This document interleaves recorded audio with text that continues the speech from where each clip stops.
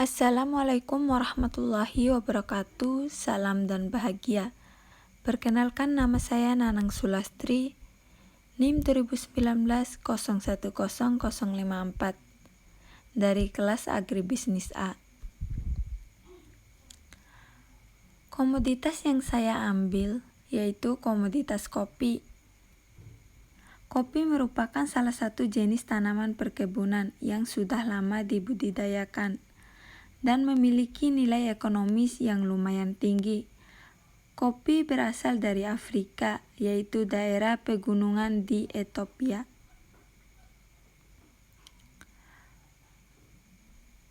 Komponen 6M plus 1I. Yang pertama yaitu men atau manusia. Sumber daya manusia dalam bentuk tenaga kerja sebagai pemetik yang merupakan faktor produksi penting bagi suatu industri. Selain tenaga pemetik, sumber daya manusia juga diperlukan dalam setiap proses produksi sampai pemasaran. Yang kedua, modal. Uang atau modal didapat dari para investor, baik dari dalam negeri maupun luar negeri.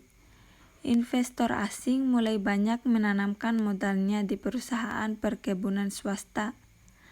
Namun, untuk perkebunan rakyat, investor dan bantuan modal dari pemerintah masih kurang untuk memenuhi biaya produksi terhadap permintaan kopi domestik atau ekspor.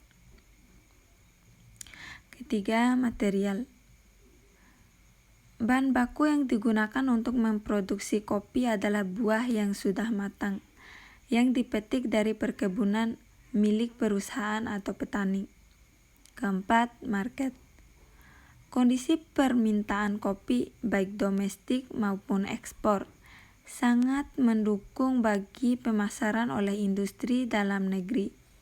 Permintaan yang tinggi secara langsung juga akan meningkatkan pendapatan perusahaan dan secara tidak langsung membantu perkembangan industri dalam negeri.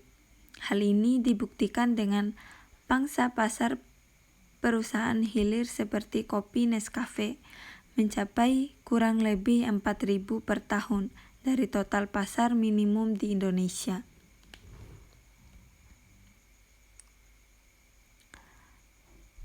Mesin, yaitu yang pertama terdapat mesin pengupas kulit buah kopi.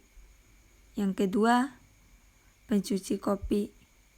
Yang ketiga, mesin pengering. Yang keempat, mesin pengupas kulit kering. Yang kelima, mesin sortasi kopi. Yang keenam, mesin sangrai. Yang ketujuh, pencampur mekanis kopi sangrai. Yang kedelapan, mesin pembubuk kopi. Dan yang kesembilan, mesin pengemas vakum. 6. Metode.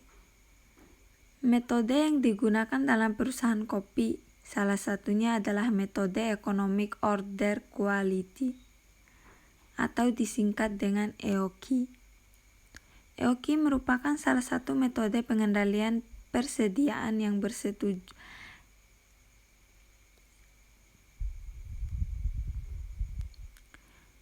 EOQ merupakan salah satu metode pengendalian persediaan yang bersetujuan untuk menentukan jumlah optimum pemesanan barang atau bahan yang paling ekonomis setiap pemesanan. Informasi tentang kinerja bisa melalui survei atau melalui komentar di sosial media. Perusahaan juga bisa menyediakan kontak khusus pelanggan untuk memberikan komentar atau saran kepada perusahaan.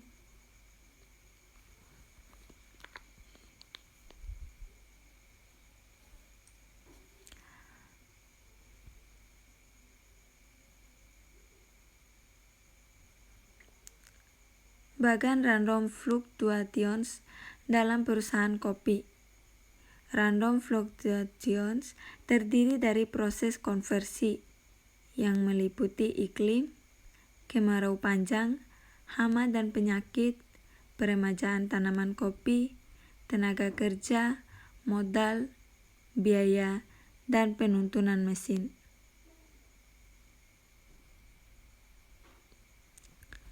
Proses pengendalian produksi. Yang pertama, penyemprotan hama dan gulma menggunakan herbisida.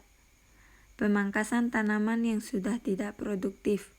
Ketiga, pengawasan mandor petik agar pekerja lebih memperhatikan rumus petikan dan cara memetik kopi yang baik.